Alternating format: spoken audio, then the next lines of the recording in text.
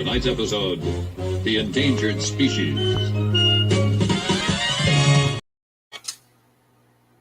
GearWebsites.com is your source for firearms-based playing cards and books. We also have mugs, shirts, and posters with designs that we've made live. Of course, we have patches. Every Friday is Free Patch Friday. We appreciate your support. Thank you for shopping at GearWebsites.com.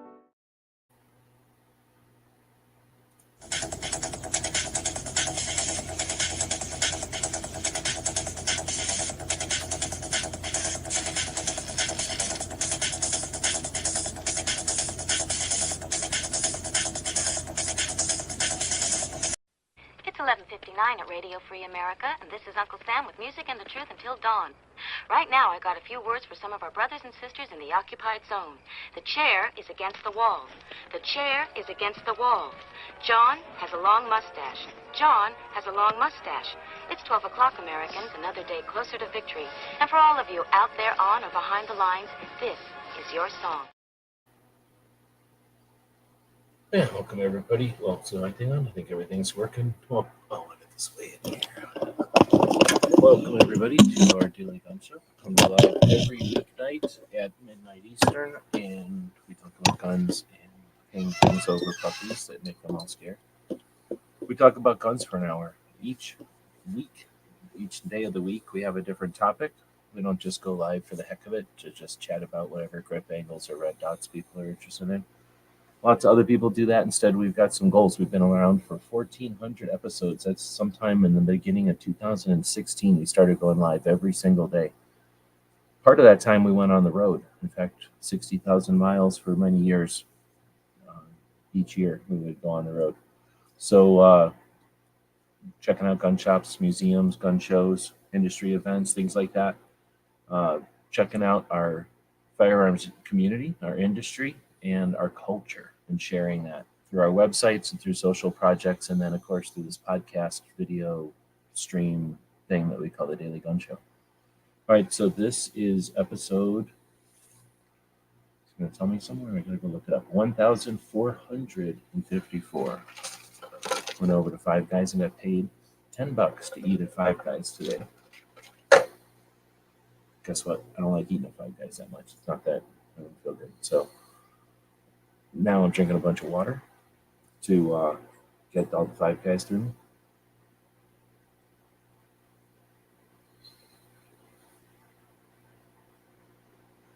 All right. All right. Well, first off, we'll go live every week, right?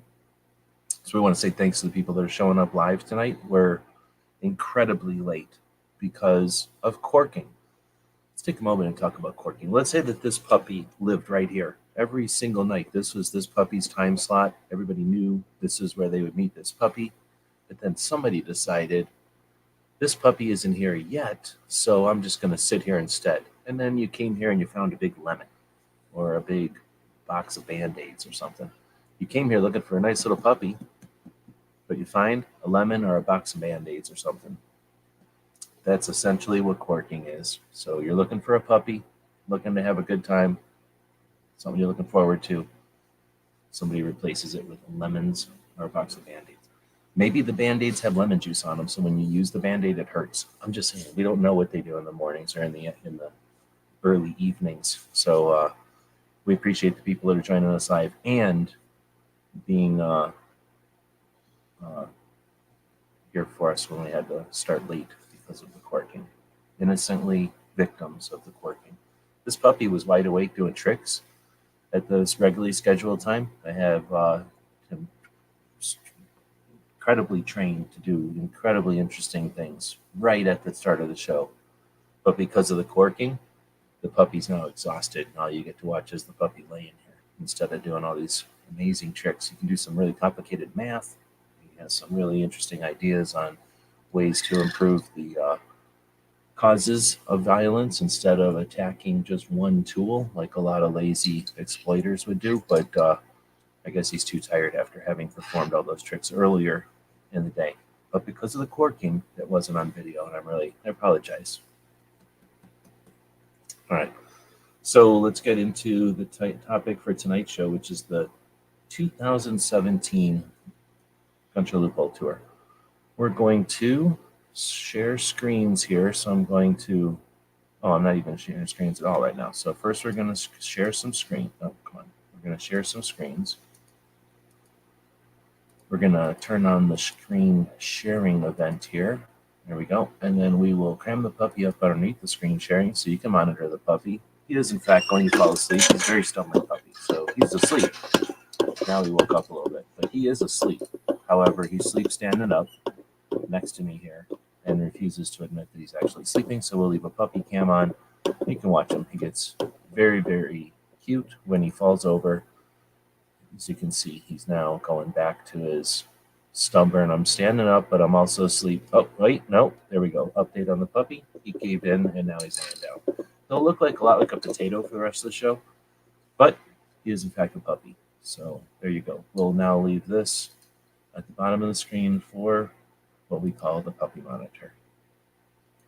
A lot of other channels will do a live 2A conversation, but they won't even monitor what the puppies are doing. We take the extra step and monitor what puppies do. A lot of people would also tell you, experts in the field would tell you, experts without any accreditation, of course, but experts will tell you that you're not supposed to put puppies on the internet, that puppies have no place on a legitimate news feed like this one. All right, so let's see, saying thanks to the people that show up live. And again, respectfully begging your pardon for the rude acts of previous shows, which influenced the start time of our show and the ability of this puppy to show really interesting tricks that he's worked all day on. He was very proud of those tricks, but he fell asleep because he was exhausted from doing those tricks at the actual time he was scheduled to do the tricks. All right, so we had Milsurf Duo showing up. He was in the aforementioned chat. Not your fault. It's like being a passenger in a vehicle where the pilot has gone rogue and just doesn't even care about the rules anymore. You're an innocent victim in the whole situation. But thanks for joining us. I'm glad you survived, and thank you for joining us. Then we got a G23 out there. Were you also in there? I'm not sure. Woods was probably a witness of what happened over there. This is not a sanctioned name. No one should be using that name. 5x5, thanks for the feedback from Krabby Turtle out there. And as everybody know, Tim is also out there. That is also not a sanctioned name. No one should be using that name. And I think that's everybody. So thanks to the people that are showing up live. Guess what? There's way more people than that because here, look it over here. I got this little button from the NSF or the NSA, whatever it is, ATF. Somebody provides us with a number of how many people are actually out there. And there's more of you out there than are chatting. All right. He said fluke, made out of fluke. No, I've got a fluffy one over there. This one isn't so fluffy. This one he feels like a burrito. Have you ever had if you go to a novelty burrito factory where they make oversized novelty burritos? That's what this dog feels like. Right now he's empty. He doesn't have any business in him. So it's like a very, like if you got skimped. You got a giant burrito, but they weren't putting their heart into it. That's where he's at right now. Also, he did good. So it's just a quick update on the puppy. He's doing pretty good as far as being a big boy.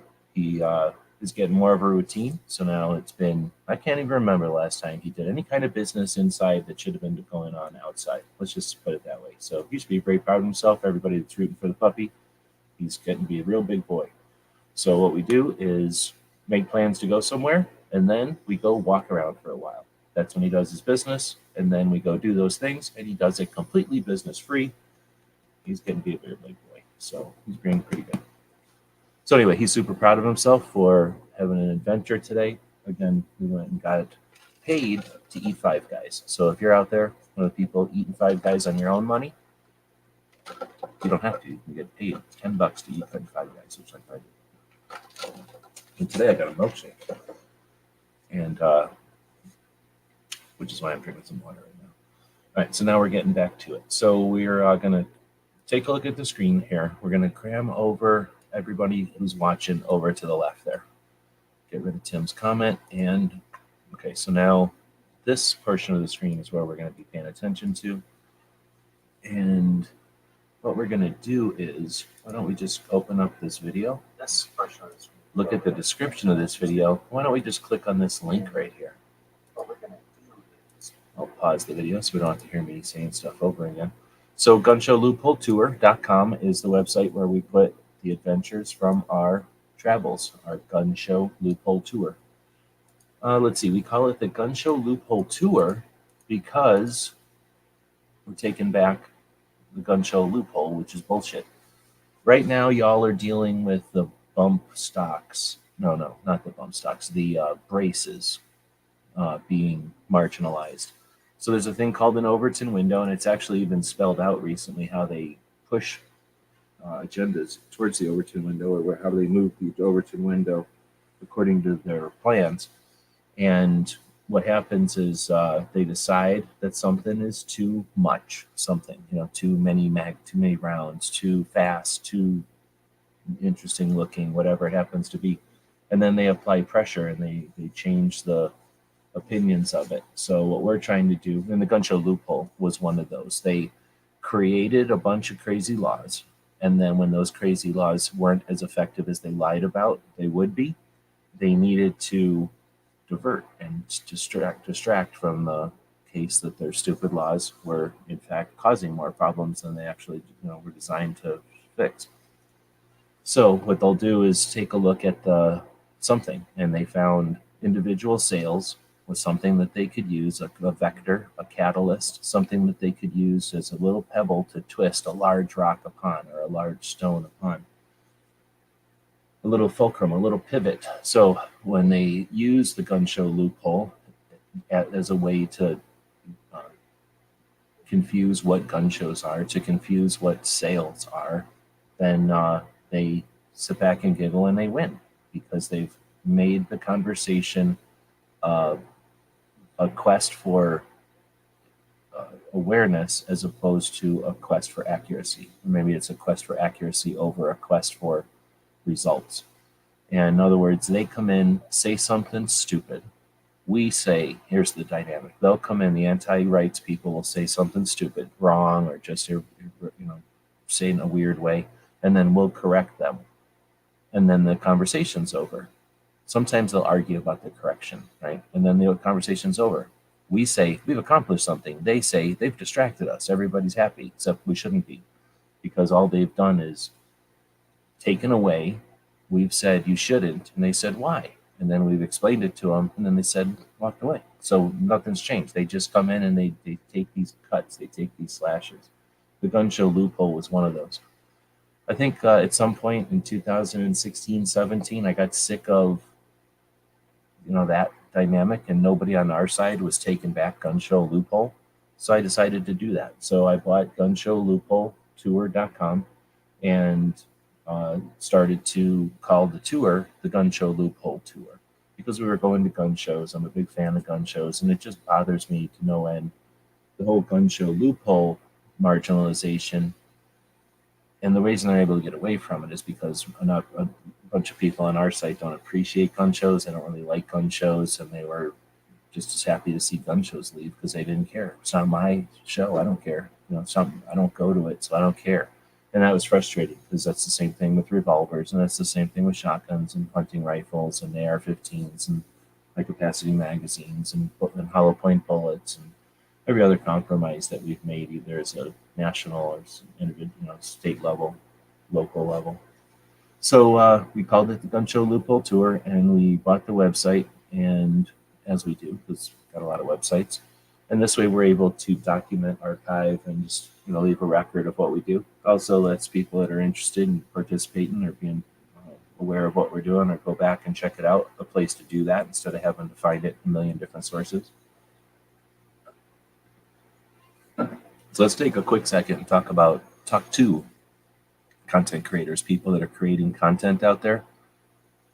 I would say 90% of the people that are creating content have fallen into some sort of situation where they think that the content they create on the social platforms is theirs.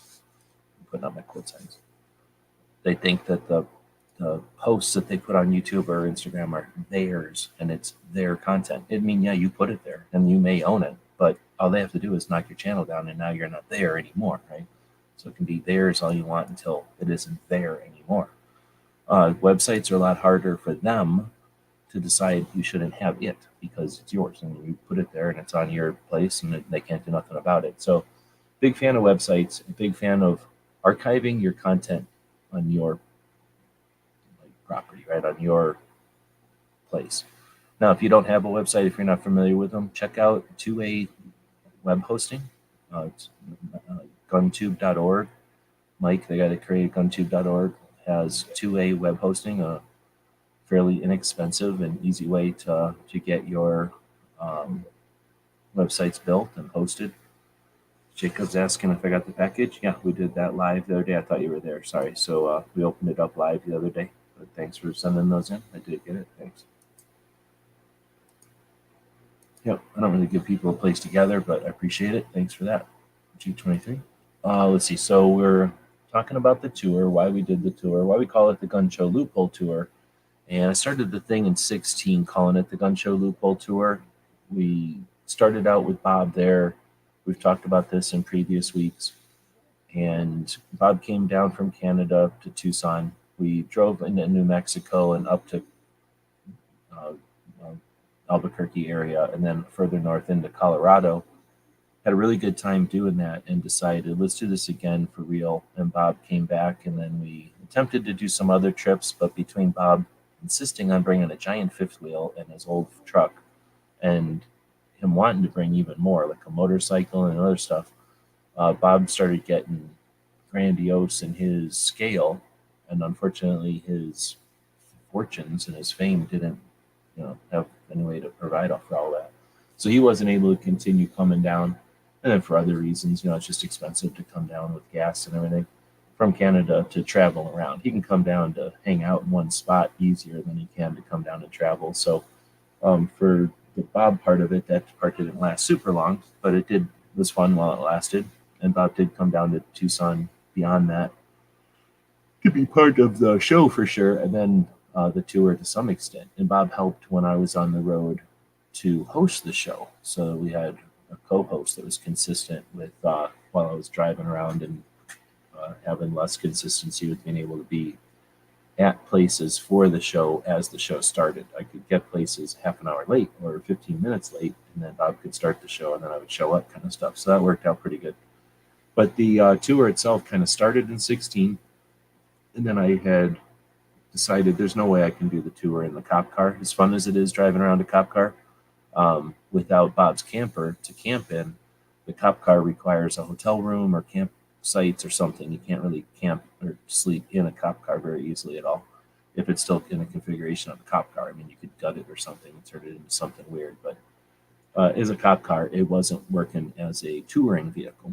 The back seat wasn't good for dogs. It's a cop car back seat with the prisoner stuff back there. So cop cars still exists, but I just put it up on blocks essentially, and then, or actually just let all the tires go flat so it can't go anywhere. But it's now sitting on blocks, and we bought that in 2006, 1986 van from a school, and that lasted about a year, let's say, not quite. The engine blew out on that, and the transmission was not far behind. So instead of trying to fix that one up, ended up in 2017 taking out a loan, the first of my dumbass ideas, took out a loan, bought the 2002 Chevy van, which is the van that exists now, and started out on the tour. So that's what we're talking about today, is the first tours with the new van, the van that exists today. So this was the second year of the Gun Show Loophole Tour, named or branded the Gun Show Loophole Tour as a thing, going to gun shows on weekends, gun shops every day in between, checking out museums and industry events along the way. And this was the heyday of gun channels, so hanging out with gun channels folks and being part of those kind of meetups and stuff. So let's see, the 2017 tour had 12,000 miles, 52 days on the road, so almost 2 months on the road that year, 61 gun shops, 18 states, 9 firearms museums. That one started, we had 5 different tours. There's a t-shirt. We tried to do kind of tour type t-shirts for each of the years. So if you want to support what we're doing and you want to wear a shirt around that says Gun Show Loophole on it, you can grab them over at the print on demand places. There's links there. I guess can I click on it?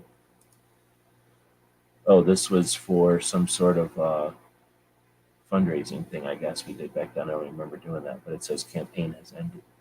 So then we've got the first one was going up to the first route, I guess, was heading up to SHOT Show, which almost always happens because it's in the beginning of January or the middle of January each year. Then we toured a bunch of Arizona gun shops and then the Red Dawn filming locations. That was sort of the test run for the new van. And then eventually got the van on the road, headed up towards the Bannerman Castle, and did what we call the Old West Guns Cards Tour. Ended up later in the year, after we were back in Arizona, going up to the SAR show, Small Arms Review Show. Would you say he has a patch from both of the vans? Was there a cop car patch? Nah, kind of. The cop car patch is... I don't have one up here anywhere. It's in the cop car, and I think I keep one in the van.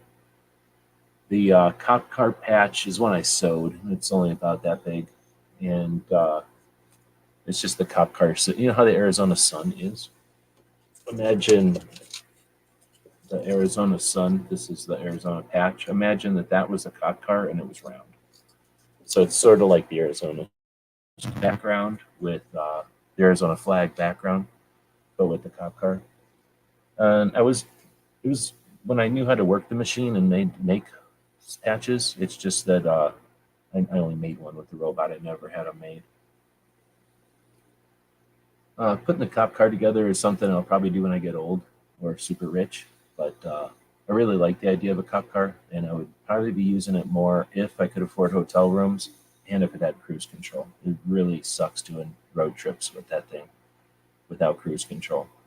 And remember, in 2012, we took the cop car all the way to DC and back. So I've definitely done road trips with that thing. And it's super fun, but without the cruise control, it's just annoying. All right, so first trip, 900 miles up to SHOT Show. We didn't put that one in the trip in the blue here, but going down here from Tucson, going up to Nevada is not too difficult. It's about 8 hours each way, and we've driven it a billion times now. So something that we can't quite do it. I mean, I can do the trip in my sleep, but there's the road changes and things change, so it's worth staying awake for it. But if they ever made like some kind of a shuttle where you could just jump on a train, drive onto a train and fall asleep and wake up in Vegas, I'd be doing that every time. However, if you've never taken the trip before, the drive between Tucson and Vegas is freaking great.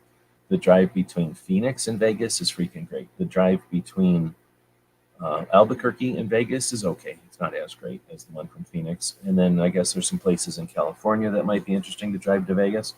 I bring that up because we're talking about the tour today, and you kind of talked about SHOT Show, and SHOT Show's around the corner here in about 30 days. A couple of people who will intentionally fly to a different town, rent an interesting car somewhere else, and then drive to Vegas as part of their SHOT Show experience. Just throwing that out there. You don't have to just make it a duty or an obligation to go to SHOT Show. You can have some fun, include it in the overall adventures in your life type of thing. And if you're a content creator, doing that is an opportunity for a ton of content, not just the car itself and the drive, but then the adventures you have along the way, the sights and things you're going to see. So we have the SHOT Show as the beginning of our adventures each year, and it's just the way that the calendar works out, and we're close enough to Vegas that it's not a given. It costs money to get there, but it's certainly the first thing we're going to try to do, and we've successfully done each year. So it usually starts out our tour. So we don't head out from SHOT Show ever. In fact, I've never done that. We've always come back, but that has more to do with the people that go to SHOT Show. It's more than just me. So everybody else has to come home and do different things. I've thought about booking out from SHOT Show, but I've never seriously considered it. The thing that you would take off from SHOT Show to do is in Pennsylvania, so it would take considerable resources to be able to leave from Vegas and head to Pennsylvania for that next event in the series of, the scheme of things for the firearms community. without being paid to do it, because that would definitely take all your time and quite a bit of resources to get over there. And then that show is 9 days long, so it spans 2 weekends, and then you'd have to go somewhere after. So coming back to Tucson or going wherever you're going next would be a beginning of an interesting year, but it would definitely start the year right off. So for us, we come back from Tucson, or back to Tucson from SHOT Show, and got back to it. But we decided to drive around and take a look at some Arizona gun shops. So this was still in the cop car, did not yet have the van. Now, one of the things I didn't really talk about in 2016, I already had the other van, but it was dying, and I was still considering, trying a different van. So I started shopping for the first van in 2016, and I never really stopped shopping for a van. I would always constantly watch the van sources, I guess.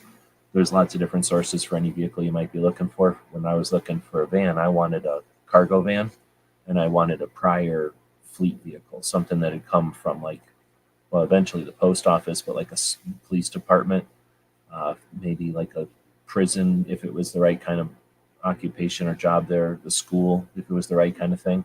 So that first van was from a plumbing department, or like the plumbing crew of an elementary school district, and that was not a good van to buy. It was cheap, very cheap. It was $500. However, it cost money to get it going, and it was in bad condition. The van I have now was from the post office, and it was, I believe, the kind of van that you would use just to move, or the kind of vehicle you'd use to move mail between this post office and this post office, but not a delivery vehicle, just like a back and forth courier vehicle. So it got a lot of miles, but they were fairly light miles as far as the use on the vehicle. So anyway, as I was shopping for that one, I was checking out probably 16 to 20 other vans along the way, checking things out, going to churches, looking at passenger vans. Not a great option, too many windows, all those seats. But, again, if I found something that was decent, sometimes charities are overly cautious, so they'll get something donated, or they'll get something new, and they'll replace it or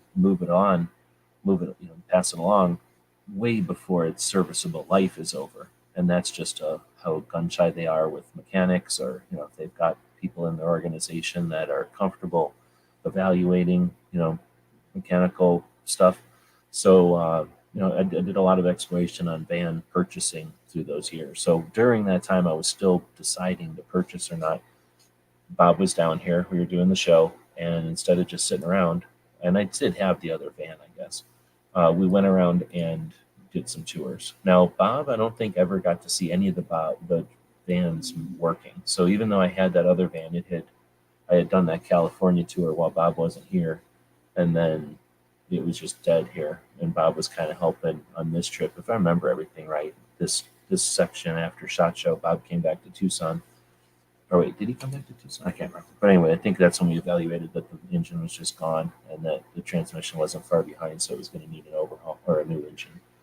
So anyhow, during that time, we got back in the cop car. Bob was down here, so we just kind of went in his fifth wheel and headed up to Phoenix. So Sarge's Sidearms, King's Arm. Oh, actually, these are down south. So Sarge's Sidearms, King's Armory, Apocalypse Arms, High Country Guns, and Tombstone gun shops are all down in the Tombstone area, or headed down south from Tucson towards New Mexico is where Tombstone is. So if you think of Arizona, let's go grab that map again. If we take this map of Arizona, this highly detailed map of Arizona here, this is a highly detailed map of Arizona. That star, let's say that's Phoenix, even though it's not anywhere near that big. It's right in the center, let's say. Tucson's down here someplace.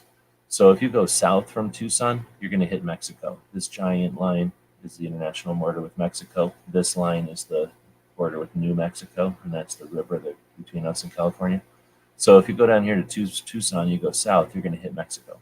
If you go south towards New Mexico, right, go southeast, pretty much down here someplace, that's where you're going to hit Tombstone, where everybody hears about Tombstone from OK Corral and stuff like that. So we were down in Tombstone area checking out gun shops, and guess what? There's a lot of history down in southern Arizona.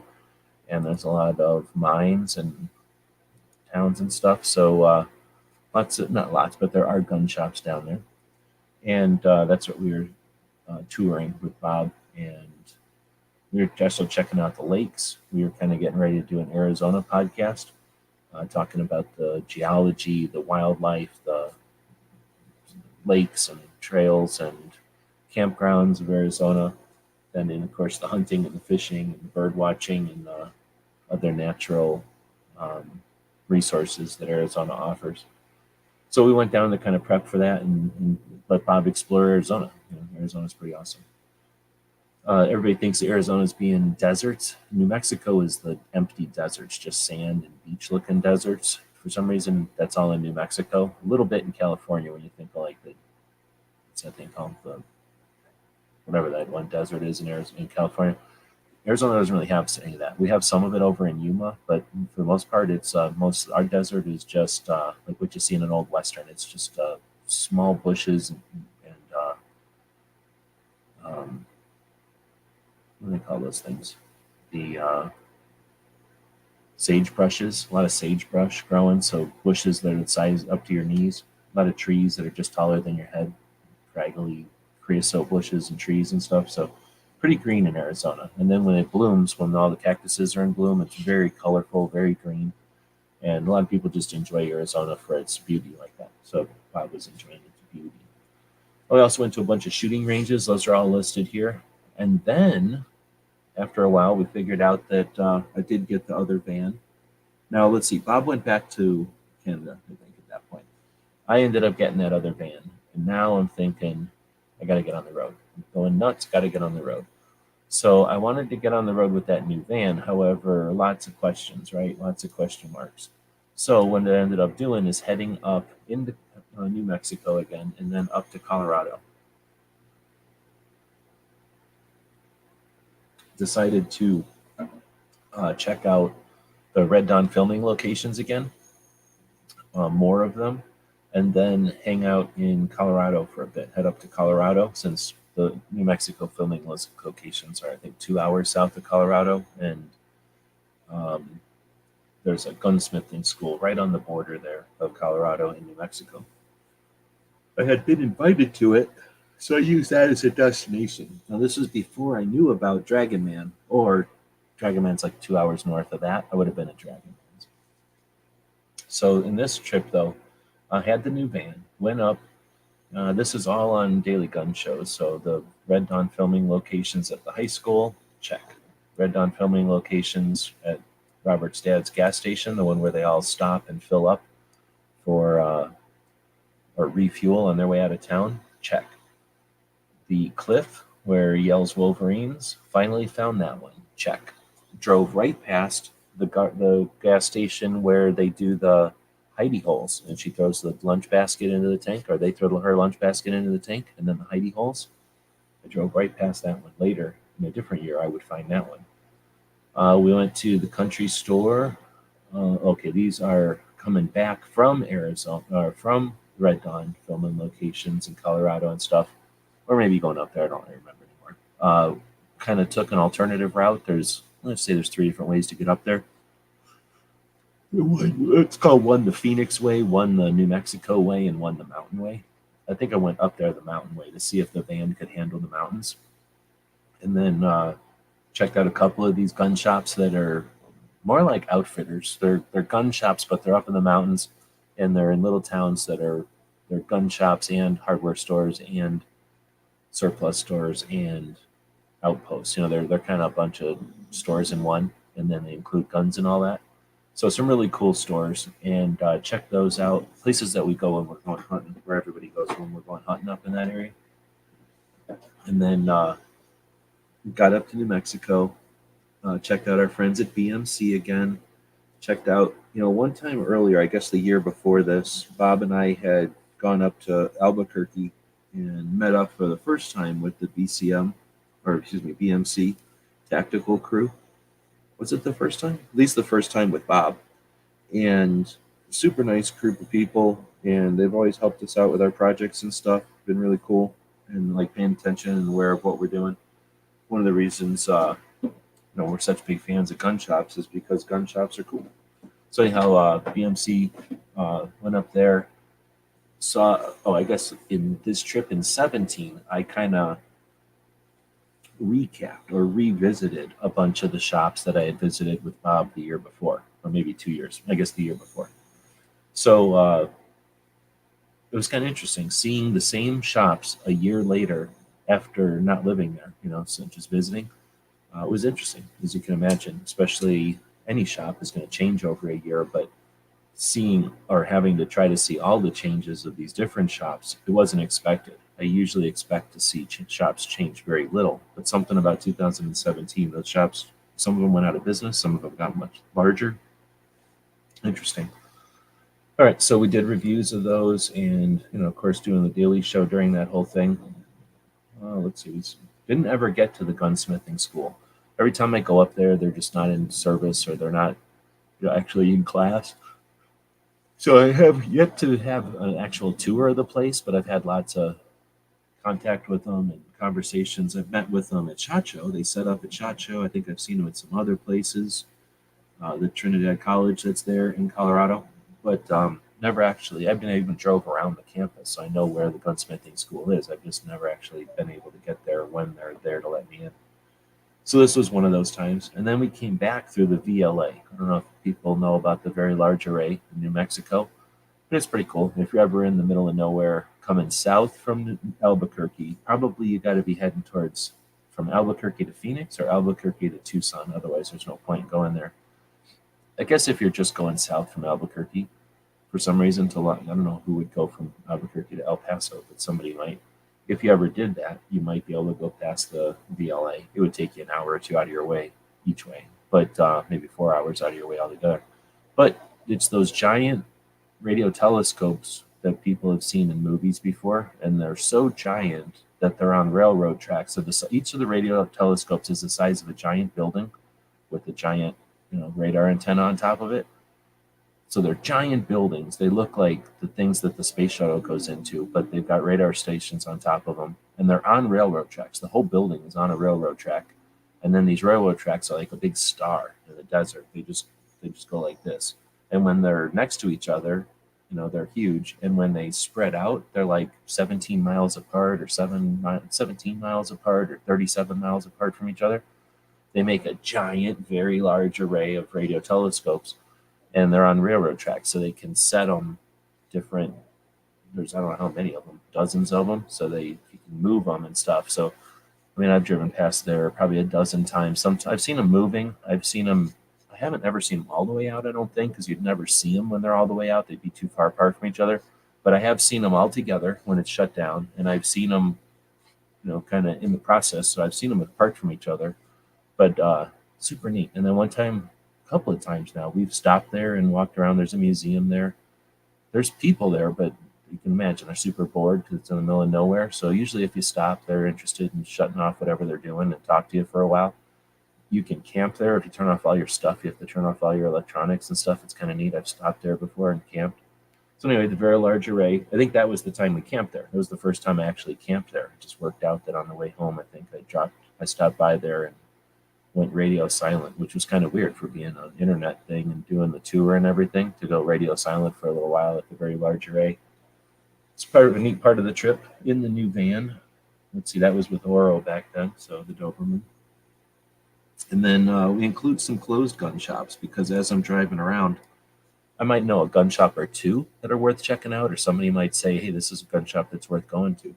But typically when we're on the road driving, I've got a destination, let's say a gun shop or a Wanamaker or something, like a gun show that's coming up in a week or two. Maybe that castle in New York, so I'm driving towards that. If I've got the option of driving down a highway or taking the old highway, the old interstate or something, and I'm going to be stopping, it's going to take a lot longer, I don't care, because I'm in a regular van. I'm not in a big camper. I'm not in some kind of car where wish I was racing along. I'm in a delivery vehicle, essentially.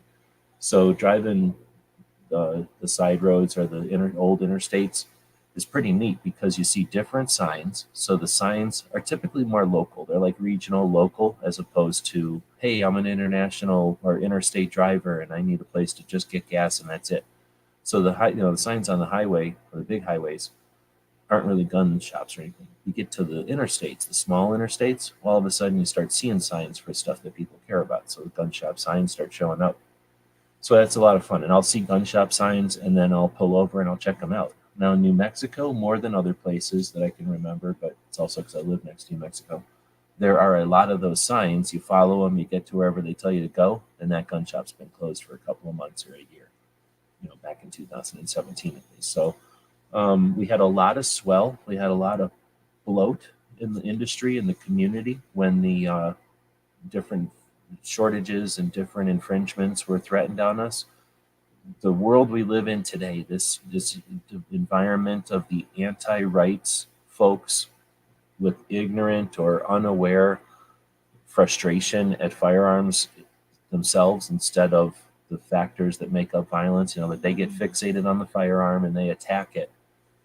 That dynamic that we have today where they just like piranha just constantly attack the gun, that started from somewhere. That didn't just start. That became a tactic that evolved after, failures mostly and a couple of successes. But mostly they fail at doing everything else, and then they have some successes. So in the past, some of those failures created shortages or concern, like fear, right? So when they first started those attacks, people weren't as resilient to them. People thought, "Oh my goodness, they're going to take our guns." So there were times of calm. In fact, most of our lives were calm. And then in the 2004 to now era, the anti-rights folks have attempted different things or taken advantage or exploited different circumstances in the environment or in the, the culture, the community where, Obama would say, "We're going to take your rights away." And then people would say, "Uh-oh, I'm concerned. I better go purchase." And now people would say, "Oh, people are purchasing and there's not enough, stores in town, and you don't need an FFL to sell parts, let's say, to an AR. You don't need an FFL to sell a rail or a optic or a grip angle or whatever. You only need the FFL to sell that one part. So I'm just going to sidestep the whole process and open up a store that just sells parts for ARs. I don't ever need an FFL. I can just buy this $1,000 storefront, buy a bunch of stuff on Net 30 credit.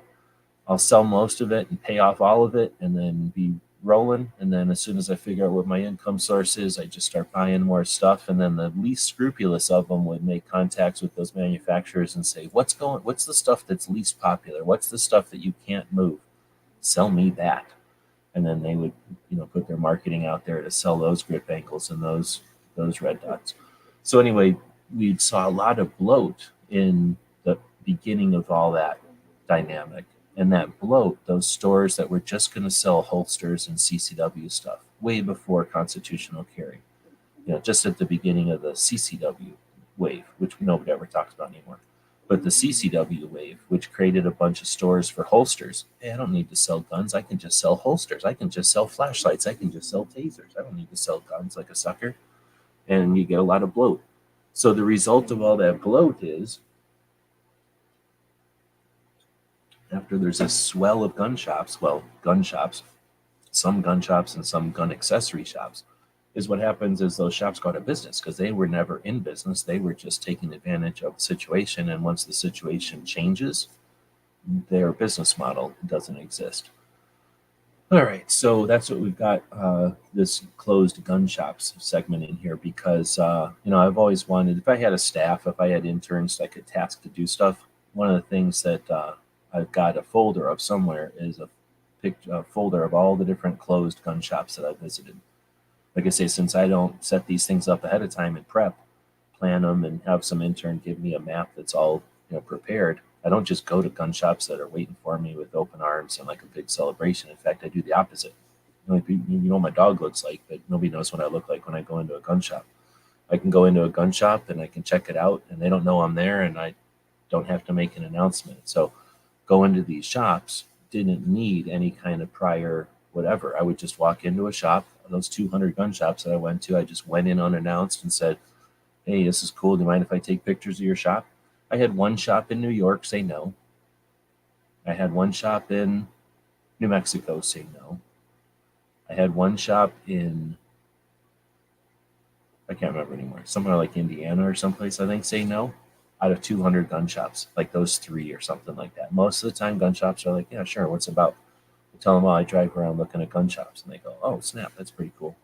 So anyway, the tour itself kind of got, I don't know, say we tested out the van, we tested out the concept of stealth camping, which I guess I never even mentioned. The reason I went with a van, a delivery van, is to stealth camp. And thinking about stealth camping and actually stealth camping are two different things. Having a van and having a van set up to stealth camp in are two different things. So this first trip in 2017 was to get the van out there and what I thought I needed in the van and see what happens. And I didn't put the dates in here, but this was nice time of the year. This was like spring, so it wasn't hot yet and it wasn't cold anymore for the Arizona, New Mexico part of this trip. Colorado might have been a little bit cold, but it wasn't cold anymore. All right, so then there's a quick trip to Phoenix, going up to visit Saber Knights and Scottsdale Gun Club. So this was, again, just to drive the van. And back in the Gun Channels days, we had this guy that was Brandon, who was up in Phoenix, and he put a store together for lightsabers, and you could buy and fix and modify and update your lightsaber there. So people that buy lightsabers fiddle with them all the time, I guess. And this is a store where you could go to do stuff to your lightsaber, I guess. So that was a factor, a portion of it. But then also, if you had a lightsaber, you could learn how to swing it around. And you could either learn how to swing it around for like cosplay, so that your movies or something would look good, or if you were acting or something, like so that your swordplay would look good. And then they also did lightsaber stuff as like an aerobic exercise, I think. So it was kind of a 3 or 4 different approach to a lightsaber store, and it was in the parking lot where Scottsdale Gun Club is. So this was not farting around. This wasn't like hidden away in some store, industrial storefront alongside somebody, making tile cabinets or something. This was right there in the parking lot of where Scottsdale Gun Club is. Pretty fancy area of Phoenix. So we went up there to check that out. We went to the Scottsdale Gun Club and did a couple other, it's like gun shops up there. So then got kind of figured out how to work the van, how to drive it and everything, how to stealth camp in it. So we started off on the big trip. 9,000 miles, leaving Tucson, 18 states, 36 days, little over a month on the road. Ended up seeing 61 gun shops, 9 firearms museums, a castle, 6 gun shows in 6 different states, and 9,000 miles on the van. So we headed out from Tucson and headed up through, where did we go? Texas, and then through Texarkana somehow, came up from Texarkana into Arkansas, and then across. So in Texarkana, the water pump went out. So I spent most of the day in Texarkana, which is a town. I keep calling it that. It's a town. It's like a region of Texas and Arkansas. So it's Texarkana. And where Texas and Arkansas meet, they like to say Texarkana a bunch of times. So anyway, I'm in this town that's halfway Texas and halfway Arkansas. I think it was in the Texas part still. I went to an auto parts place, and I was like, do you mind if I change my water pump in the parking lot? Okay, we don't care. What are you asking us for? So then spent the rest of the day trying to change the water pump in that van. What a pain in the ass. And it still has a squeak from that. So I got some of the silicone crap on a belt somewhere, and then it still squeaks from that. It was a horrible day. So I'm spending, and then I get the rest of the way up to where I'm headed and get up there, farting around. I was going to somebody's birthday, so I had sort of a timeline. So I'm booking up, and I waste a day of that, deadline, trying to get somewhere for somebody's birthday. I waste a day of that, any kind of wiggle room in that route, any kind of like casual driving or any kind of spend the day going slow or something, or let me stop here, on that stupid water pump. So kind of barely got to Illinois on time. I think I stopped by one of the places. I think I stopped by to see what's his face in Southern Illinois. Didn't I? Yeah, I think I did. So I think I stopped by to see somebody and had to be like, "Hey man, I got to say hey and then leave because I'm really late now." So anyway, it was a little bit hectic because that water pump got to where I was going in Midwest, and then farting around up there. I think I was there for a few days. Like I said, I was going to somebody's birthday, and then now I'm heading out to New York, and I'm heading over to Smeggy's first. So Smeggy still lived up north in the Midwest, and I was heading over to hang out with Smeggy for a minute because instead of going to hotels, I was just living on people's couches to couch.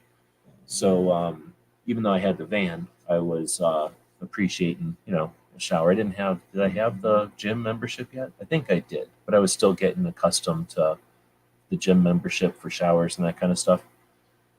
And also, there has to be that gym in where I'm going. So just because there's a lot of them doesn't mean there's one every town where I'm going. So it's nice to have people along the way. And this is, again, the height of Gun Channel's times. So we're actually in this section now. So I'm heading up to the castle. I haul ass to get to that birthday party. I'm farting around looking at gun shops, getting ready to head out of town to head to New York. And what do you think happens? Transmission goes out on that van. $3,000 on the credit card. So I just took out a loan to buy the damn van, kind of prepped it all, got it all ready to go, figured it out. I forget what I spent, $300 getting the back, like putting all the insulation and stuff. I think it was like $300 putting all the insulation and stuff and the carpet and stuff into the back. It's not really, if you ever seen the van, it's not really a camper by any means, but it's not just a cargo van either. I've insulated with styrofoam and stuff the walls, and then put a layer of carpet or multicam, depending on where it is. I use the carpet as a giant patch panel, and then the multicam is just multicam, right? It just looks cool.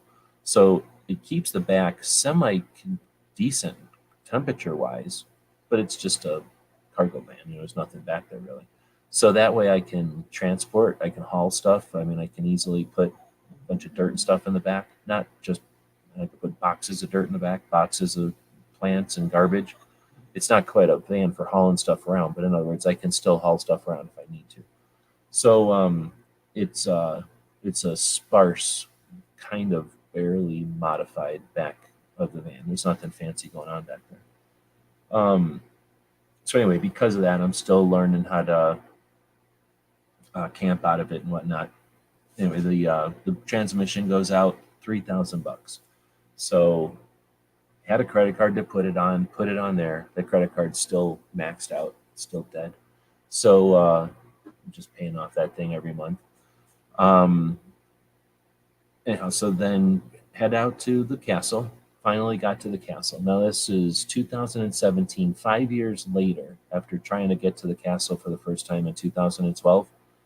So that castle is in New York, and if you've ever seen a Bannerman's catalog, this is where the stuff was from the Bannerman's catalog.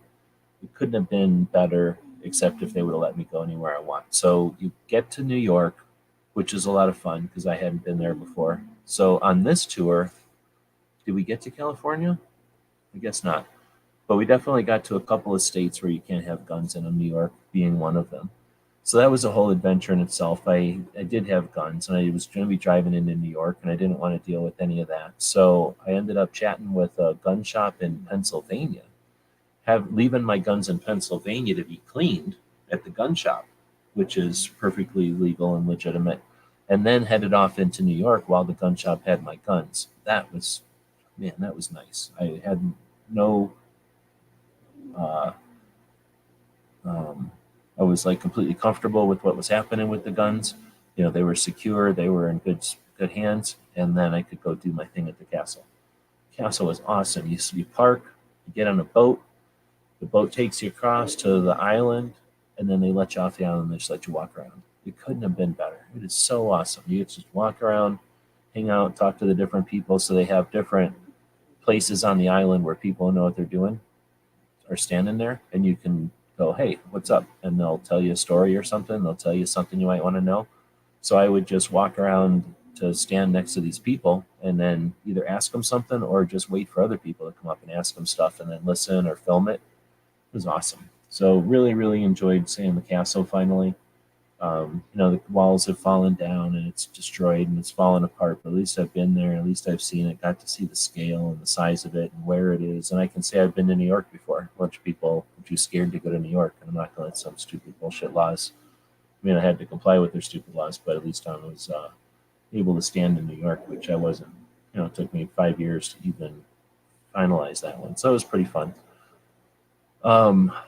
Go to New York, and one of the best parts about it too is we get done and we're posting everything on Instagram, and as we're posting stuff on Instagram about having been to the island, the dude who's the captain of the boat says, "Oh, that was you guys? You should let me know."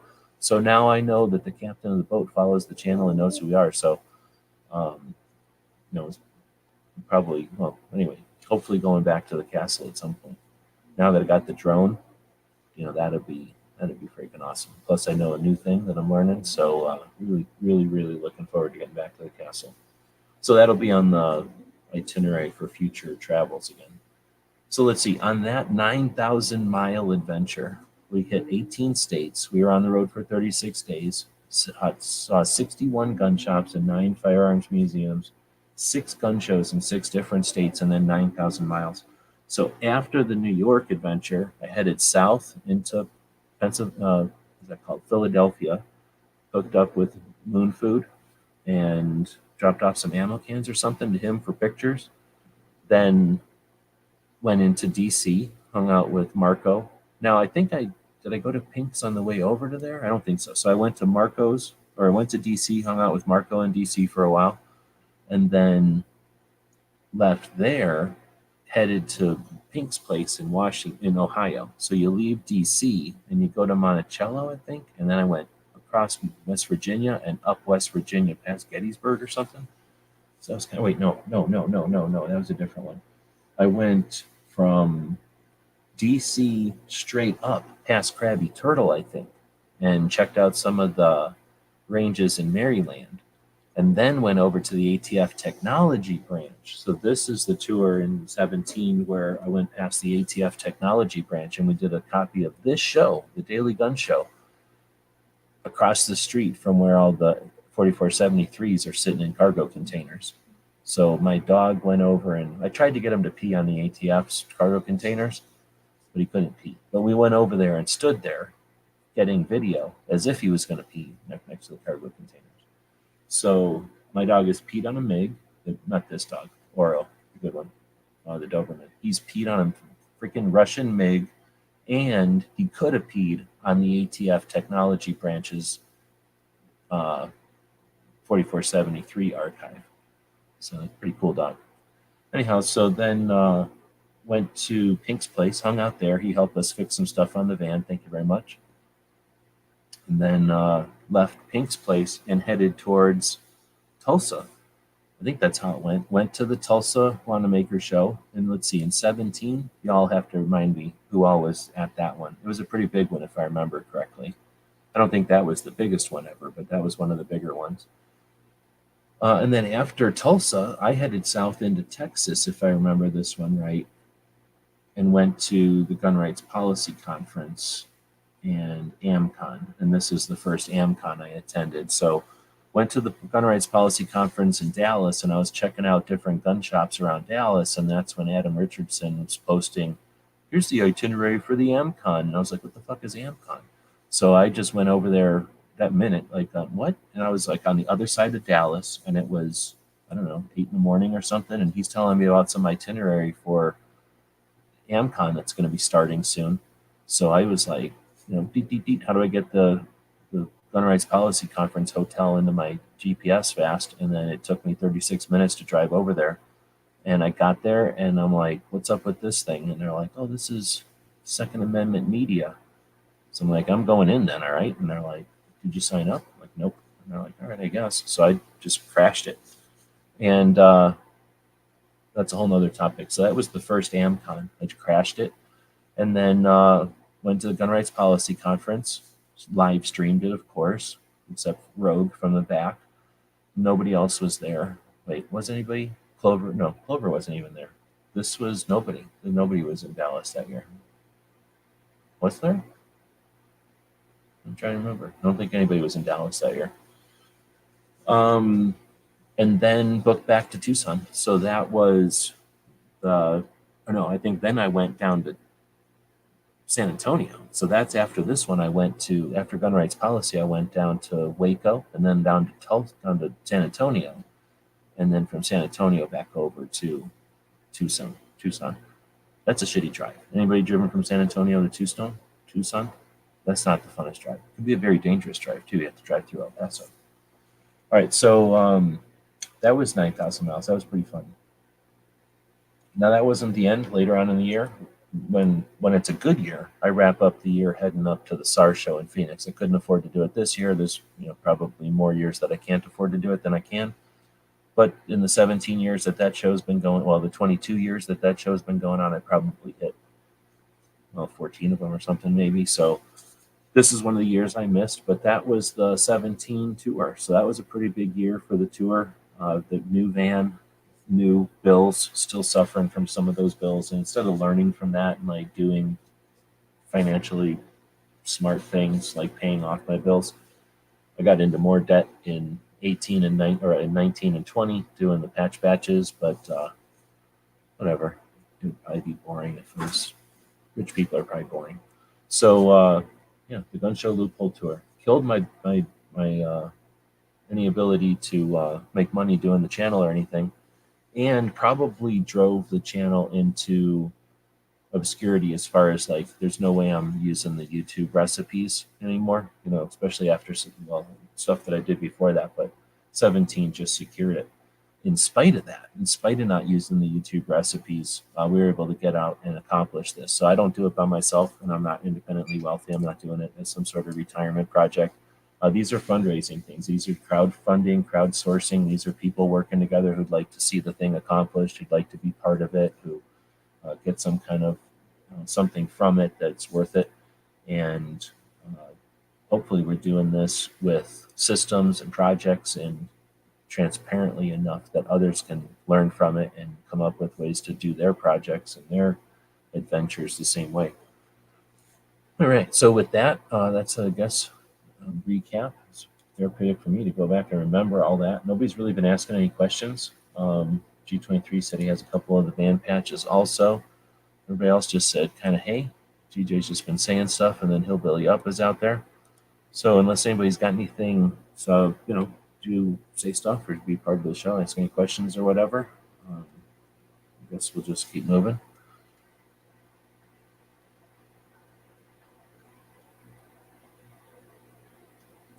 Wood says, had an amazing talk with several indigenous folks on their take on 2A. They said none of the Bill of Rights applied to them until 1929. They were your Constitution. Wait, they were your Constitution never protected our property. You were like, your Constitution never protected our property? Maybe that's the way you're saying it. I guess it depends on who you're talking to, or which, when you say indigenous, which group of people you're talking to. Some of them have no issues with the federal government. Some of them hate the federal government.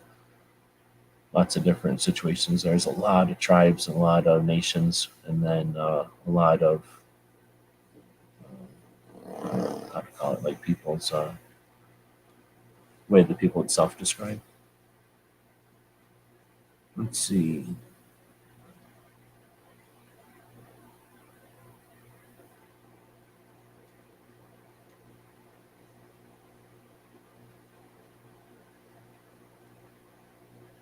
Seeing if anybody else made any other comments out here during the show that I'm missing.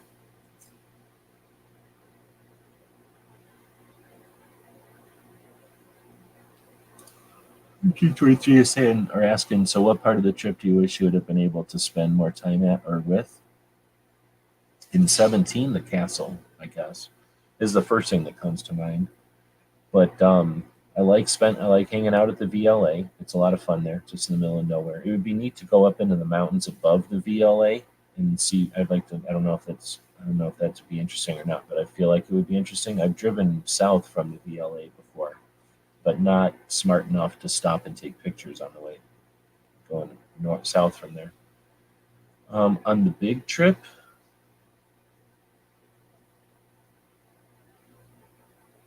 I'd like to take that trip again and spend 18,000 miles almost on the same trip, just so that I can make more side trips and spend like 70 days doing it. So I can just spend some time.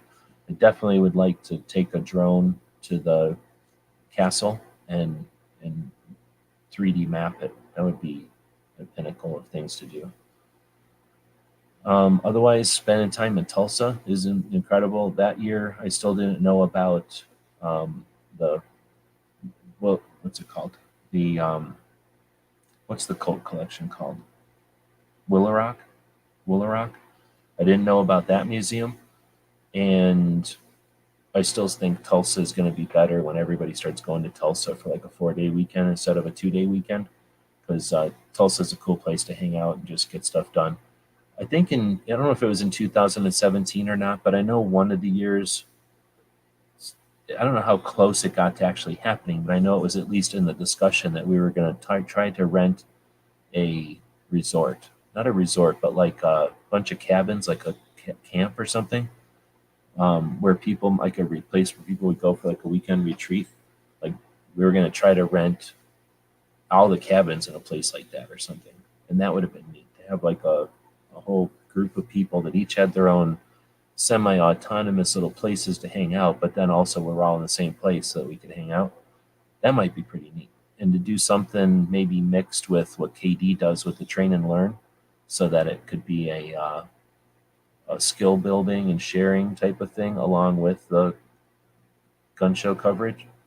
That might be pretty neat. And that's sort of what the 2A, what is it called? The 2A summit is all about, getting people together with a purpose at these events. So anyway, that could be kind of neat. Going to Texas would be worthwhile. I know you got to be careful chatting up Texas because Texans get all excited, but Texas is pretty good. So I could handle spending way more time in Texas. I don't want to live there again. I don't mind visiting Texas, but I don't want to live there. It's too much private land. I like living in Arizona where there's a lot of public land that nobody can build on. You can't go anywhere in Texas. You're standing on somebody's property. In Arizona, you can go places where nobody owns it. The government owns it. So that means we all own it, so nobody owns it. So it's a little bit different in Texas. So I wouldn't mind spending some time in Texas. And then I never got down by Mac, down in the tip of Texas. I always wanted to get down there. And I think that was part of the plan, but it got ate up a little bit with money and stuff. Phoenix and the southern stuff, the other stuff we did that year, I live here, so I don't care about Arizona. I've been around Arizona. But if anybody, if I ever have to go tour Arizona again, I'll do it. But could definitely leave the Arizona portions of that trip alone and then spend way more time on the rest of the states. Let's see. No worries. You don't have anything to add. That's no big deal. But so with that, I think I'll wrap this one up. That was the tour in 2017. Of course, SHOT Show is at the beginning of this. So let's think about SHOT Show 2017.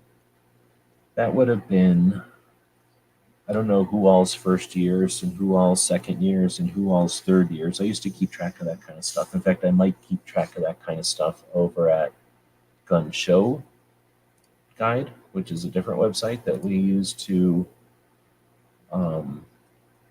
review gun shows that we go to, industry events and things like that. And it's possible that for a while I was archiving our experiences at SHOT Show with who all was there and that kind of stuff. So let me see if that's the case. So certainly not on this page. So let me go into 17 and find out what we got. Oh, no, we don't have anything for 17, I guess. Let me go back to the main page. When you get giant pages and you don't have any interns to yell at, sometimes a page will break here and there. Now it doesn't look like I have a 2017 page right now. I'll check one more place.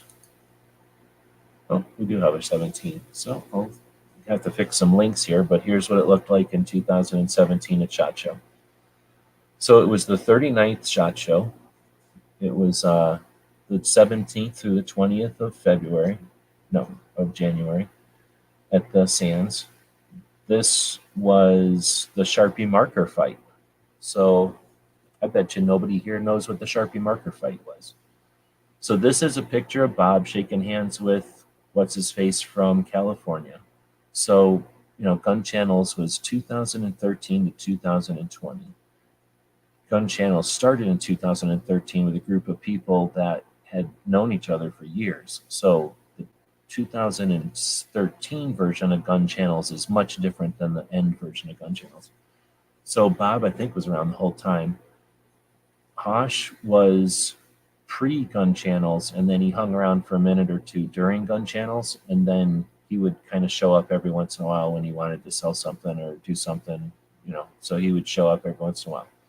And then in 2017, because he knew Bob, he must have showed up. I think what happened is he was doing something in Vegas with work, and then he stayed around for a day and instead of leaving, he stayed around for a day, and then that let him bounce, meet everybody from SHOT Show. And since we had that one evening where he was there and SHOT Show hadn't started yet, a long-standing conversation had the chance to come to light. So got a bunch of pictures from that year. So I don't have any pictures of the knife fight, but this was essentially where it happened. This is the cop car, and this is the Doberman sitting on the cop car. That is some other campers, but this is a bunch of people's beer sitting on the front of my cop car, but this is probably parked right next to Bob's camper in this mobile home camper park or whatever it is in Vegas. So we're in Vegas off the strip in this camper's place, and we're all hanging out and everybody's drinking beers. And then, okay, now I'm flashbacking to, I don't remember what year. Let's just say 2015 because I can't remember. No, way earlier than that. Let's just say 2013 because I can't remember. But maybe even before that. There was a conversation about who's going to win a knife fight, and it was between Bob and Hosh somehow. I can't remember anymore. That was way too long ago. But there was some kind of a conversation about a knife fight, and then it came down to my tactics are better than your tactics in a knife fight. All right, well, now it's 2017, and somebody was like, oh, you guys are going to be in SHOT Show. You should have a Sharpie marker battle and then use Sharpies instead of knives and see who's got the better knife fighting technique. So you got some kid from California who's a rocket scientist, right? And then you got some dude from Canada who's some dude from Canada, and now they're going to have this knife fight with markers. So they're all drunk and they're at night, and we're in a mobile home park thing, camper place, whatever it's called, campground. And then Bob puts on an all white jumpsuit, like a jumpsuit, what you'd wear for painting, I guess. So he puts on this all white jumpsuit, and then they both grab Sharpie markers and they started fighting. And I don't know, I'm not going to try to relive the marker fight, but there was a Sharpie marker knife fight. It wasn't quite the middle of the night, but it was in Vegas the night before SHOT Show that year. So that happened. It looks like we had Bob there for a second year. Yankee was there. I don't remember how Yankee's probably been to SHOT Show like 3 times or 4 times. So this was one of them. Marco was there, and I think Marco started going before Pink, I guess. So this was Pink's first year. Wow. And then Hosh, Darren, he was in Gun Channels, and then us. So then this was Oro's last year. That sucks. So then we drove the cop car up there, and we had an issue with the oil cooler. The adapter had cracked. We needed to be replaced. Otherwise, it ran great.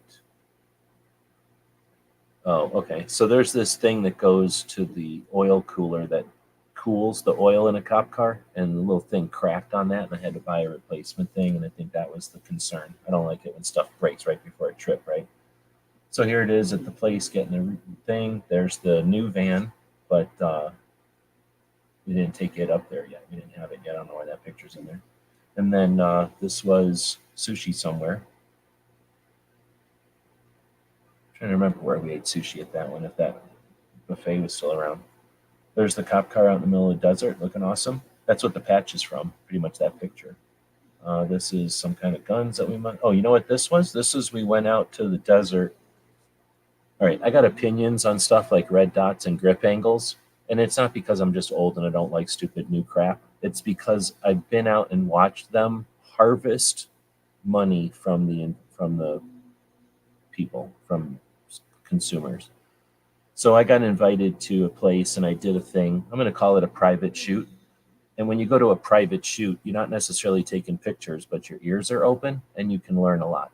So I was there and I was learning a lot, and I've learned a lot over the years about the industry and the people involved in the industry and this and that. So I appreciate the opportunity to go to these events, but there's definitely reasons why I don't participate in some of the typical reindeer games, and I don't agree with them. I don't like exploiting people and requiring that they purchase stuff year after year after year, intentionally making stuff halfway so that you can have another one next year. I mean, it's capitalism, I guess, but I don't agree with it. I mean, I don't agree that that's the only way to do capitalism. So anyway, this was, I think it's been enough time that you don't know who I'm talking about. I don't think anybody would know who I'm talking about, but even if you could have, Pink knows who I'm talking about probably, but nobody else knows who I'm talking about. So anyway, definitely I appreciate being invited to things and experiencing things, but there's a reason I don't play the reindeer games. I don't think of everybody as cattle and just dollar bills waiting to be moved around. Anyhow, so then we got the 2005 to 2017 was our 12th year going to SHOT Show. So we sewed up some of these patches for the crew, and I guess I have them right here. Back when we had the sewing machine, or the robot, I call it, was able to do custom stuff. Some of the custom stuff we would do is something like this. So the media badges look something like this, the pieces of paper that we wear in our badge holders. So I made up some patches, right? White Velcro on the back, and sort of 12th year anniversary patches, I guess. And I don't know how many I made of these. I think I made them for our crew and a couple of other people, maybe. I don't remember. I made a couple of these. And then years later, I made these in 2020 for a lot more people, for the Gun Channels crew that was going up. That was the last year of Gun Channels. So that was the first of the Gun Channels, of the media date patch, of the media patch, custom patches. I'm not saying that. Let's see. We also did the SHOT Show Bingo again that year. So somebody started doing SHOT Show Bingo back in like 2007 or 6 or something, like a long, long time ago. And it was just a sarcastic, stupid one. So, booth bunnies, and see somebody carrying around a cart, like all the stupid stuff that people that don't really care about the show will complain about. So that bothered me because I do care about the show. I see all the good stuff about the show. So I like to promote the good stuff about the show. So ever since then, I've been putting in my angle at a SHOT Show Bingo. Various levels of participation. Some people do it, some people don't. But mine are real things, like attend an event, photograph something you never knew existed, meet a blogger, because so many of the YouTubers they think everybody watches YouTube. They don't even pay attention to the people that read or listen. We got the same thing. People that do podcasts don't realize that YouTubers are approachable. You can talk to them, right? So we've got donate to a nonprofit or charity, which is an option when you go to SHOT Show. Get or trade a patch, that kind of stuff. Get out there, start doing stuff at SHOT Show, meeting people, and accomplishing some things. So our SHOT Show bingos are nerdy and hopefully a way to, get something more out of SHOT. And then we'll just wrap it up with this picture of Oro sitting in front of those colored rocks in Vegas. Being awesome. So that was his last year.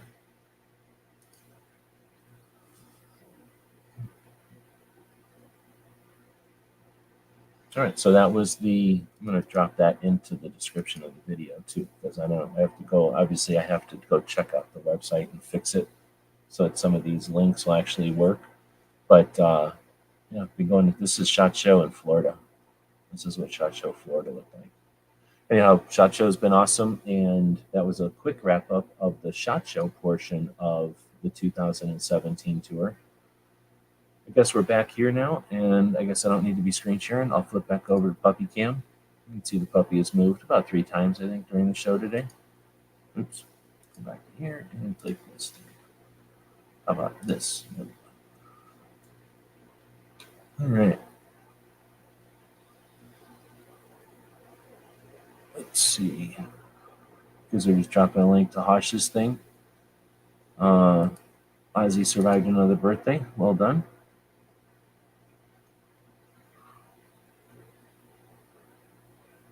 All right. Gizzard is now happily retired. Congratulations. And with that, I think we'll start wrapping it up. So yeah, I did catch a couple of more things at the end of that whole thing.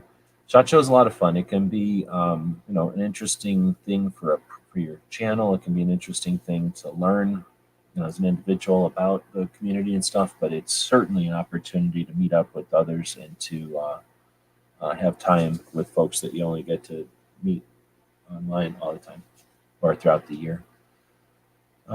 With that, I guess we'll end this one.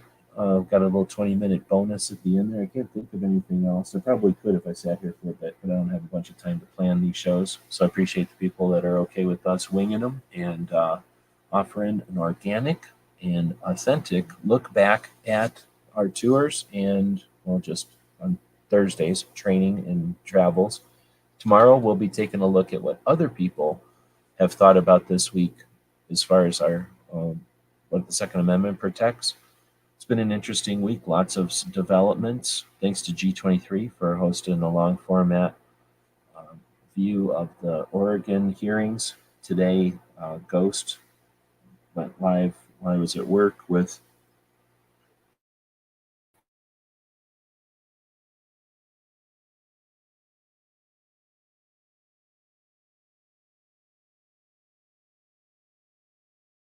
it on some nonsense, and it was horrible waste of time.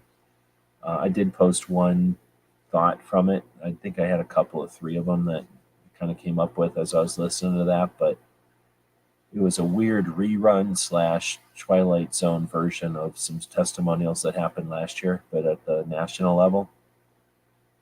So these are indications that we're winning. I know people are going to get frustrated that we don't just win, and then the people on the other side don't go, oh, they won, we should quit fighting. Nah, when you win, the other side typically changes strategy and continues to be assholes. So, again, that's part of the growth and figuring out or awareness of the real two-way game is that it's a constant, it's a tetherball game, it's a ping pong game. As soon as you make an effort to get the ball back on their court, they're pushing it right back. And then you got to make an effort to get the ball back on their court, and then they're pushing it back.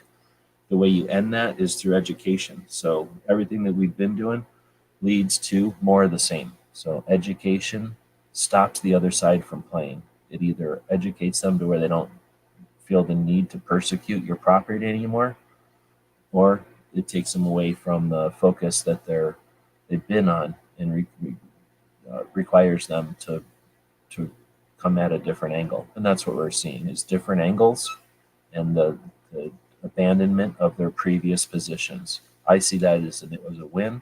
That's an indication that their previous positions have crumbled because they're no longer able to use them, because awareness and education to the people who used to care less, who usually don't pay attention, the awareness and education there, causes the others, the antis, to change their tactics. So what we're seeing here is frustrating, and it's certainly dangerous when you live in the places that they're doing this stuff. But in the big picture, it's indications that we're winning. So appreciate the people that are killing their channels by showing the long format stuff.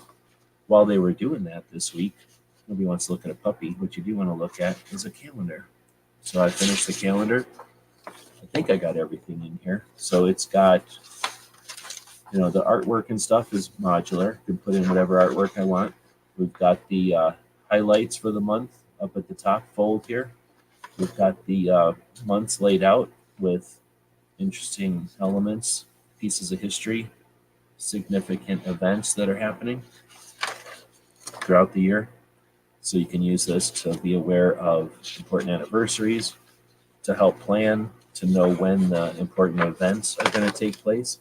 There's a couple of events towards the end of the year that have not yet been scheduled, but most of them have been scheduled and are in the calendar. So everything from giant gun shows like Wanamaker to industry events like the big trade shows to some sporting events, and more importantly, the Second Amendment focused stuff, the up training, the skills development. There's a bunch of different shoots in here, both machine gun shoots, orientation shoots. Again, lots of Second Amendment anniversaries and awareness and holidays, things that we should be aware of. Now, I include a lot of military stuff, maybe not everything, and a lot more than the normal calendar. So it is a little bit heavy on the military stuff. If there were other things in the shooting community, I would put them in here. So if there was hunting, like anniversaries or anniversaries of inventions and things that I'm not aware of, feel free to let me know and I'll include them. These are collaborative efforts. The goal is so that guns are normal. You can have conversations, not every day, but every single week. There's stuff to have conversations about with regular people. Excuse me. These are going to be available over on the store. And now everything from the you buy from the store. What am I doing? I'm dying over here. Everything you buy from the store comes with free patches that have never been seen before because I just got them Tuesday. Nobody's bought one yet. The first person that buys one will get something amazing because no one's even bought one yet. So how awesome is it to buy thousands of dollars worth of stuff and not have sold one in 3 days? It's not. So anyway, so we'll be doing stuff to incentivize some sales, hopefully over the weekend. Did I get Thunder on the Prairie on June 3rd and 4th? Nope. I got Thunder on the Prairie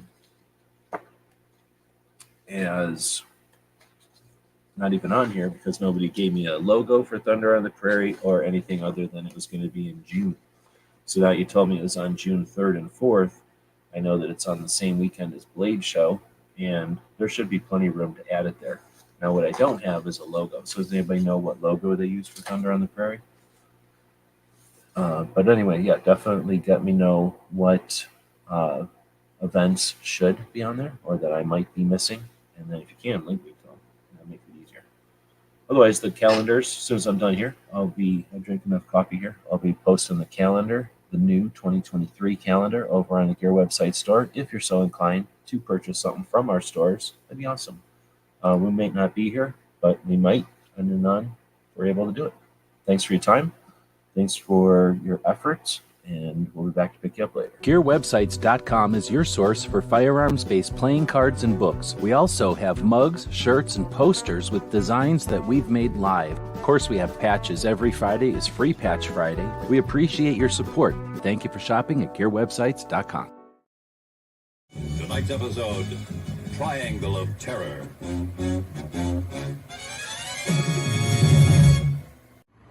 The guys and gals at gunwebsites.com encourage you to take a CCW class every year, practice once a month, and carry every day. Thank you for watching GunWebsites.com.